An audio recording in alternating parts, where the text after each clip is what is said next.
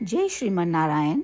जो टिप्पणी मैं देने जा रही हूँ वह रामानुज दास श्रीमन गट्टू वेणुगोपालन स्वामी द्वारा दी गई है। अध्याय 5 कर्म संन्यास योग श्लोक 6। संन्यासस्तु महाबाहो दुःखमाप्तुम् अयोगतः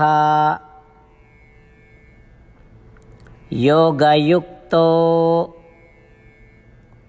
मुनिर्ब्रह्मा न चिरेण अधिगच्छति। ओम।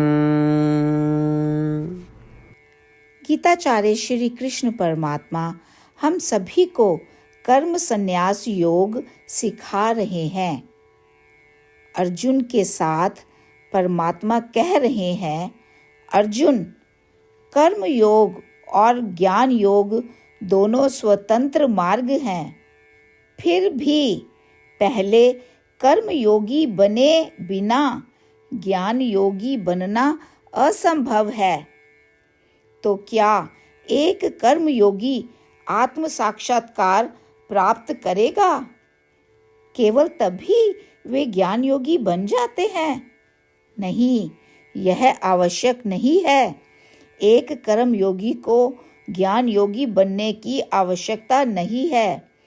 केवल आत्म ध्यान और आत्म मनन और या चिंतन करने से कोई व्यक्ति आत्म साक्षात्कार या आत्मबोध जल्दी ही प्राप्त कर सकता है।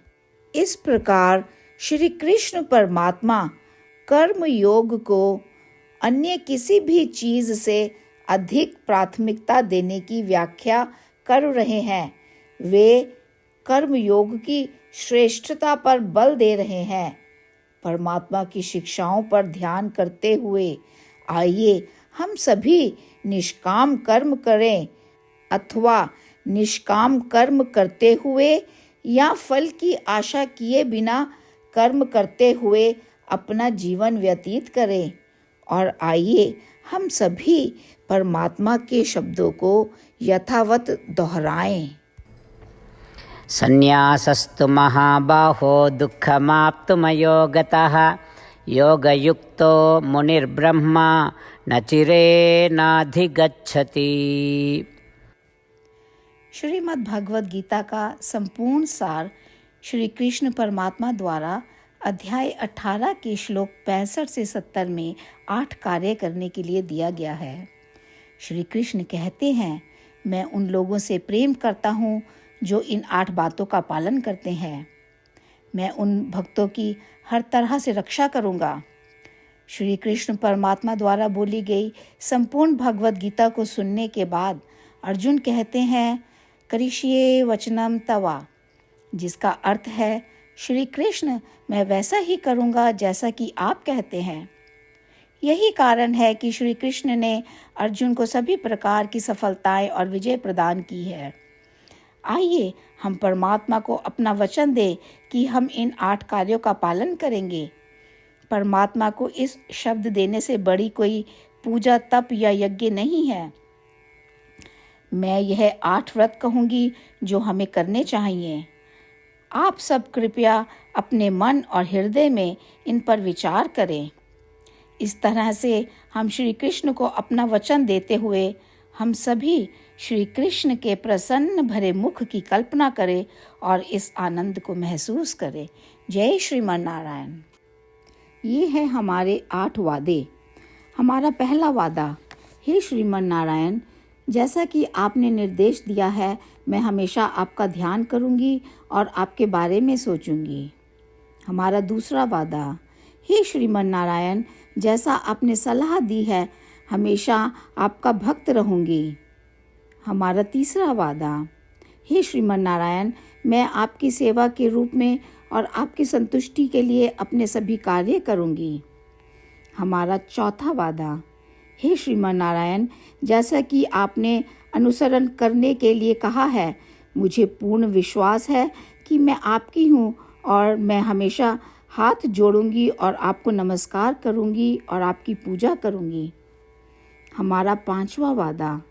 हे श्रीमन नारायण, मुझे आपके शब्द याद आते हैं, माम एकम शरणम व्रजा 1866, कि आपने आत्मसमर्पण करने के लिए कहा था। हे श्रीमन नारायण, मैं केवल आपकी शरण में जाती हूँ। हमारा 6वां वादा। हे श्रीमन नारायण, मुझे आपके शब्द माँ शुचः 1866 याद है कि आप हमें शोक ना करने का आश्वासन दे रहे हैं। मैं अब और शोक नहीं करूँगी। हमारा 7वां वादा। हे श्रीमन नारायण, आपने हमारे लिए श्रीमद् भागवत गीता प्रदान करके हम सभी पर कृपा की है और आशीर्वाद दिया है। मैं प्रतिदिन कम से कम 1 श्लोक पढ़ने या सुनने का वादा करती हूँ। हमारा 8वां वादा। हे श्रीमन नारायण, आपने गीता को पूरी मानवता तक पहुँचाया। मैं गीता में आपके दिव्य शब्दों को उन भक्तों तक पहुँचाने की कोशिश करूँगी जो गीता से अपरिचित हैं। हमने अभी अभी परमात्मा से अपने 8 वादे किए हैं। श्रीमन नारायण को हर दिन यह वचन देना कि हम वही करेंगे जो वे स्वयं कहते हैं, अपने आप में एक महान पूजा है। आइए हम अपने अडिग विश्वास के साथ उन्हें अपना वादा दें। हे श्रीमन नारायण, जैसा आप कहते हैं मैं वैसा ही करूँगी, जैसा आप चाहते हैं मैं वैसा व्यवहार करूँगी और केवल आपके लिए काम करूँगी। श्रीमन नारायण करिष्ये वचनम तवा, जिसका अर्थ है श्रीमन नारायण, मैं आपके निर्देशों के अनुसार कार्य करूँगी। सर्वम श्री कृष्णा अर्पणमस्तु। जय श्रीमन नारायण। सन्न्यासस्तु महाबाहो दुःखमाप्तुम्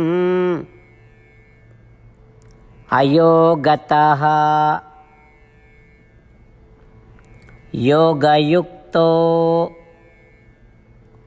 मुनिर्ब्रह्मा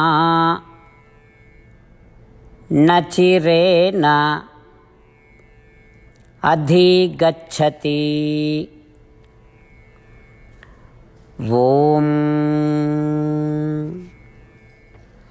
संन्यासस्तु महाबाहो दुःखमाप्तुमयो गतः योगयुक्तो मुनिर्ब्रह्मा न चिरेणाधिगच्छति। श्रीमन्नारायण करिष्ये वचनं तव। सर्वं श्रीकृष्णार्पणमस्तु। जय श्रीमन्नारायण।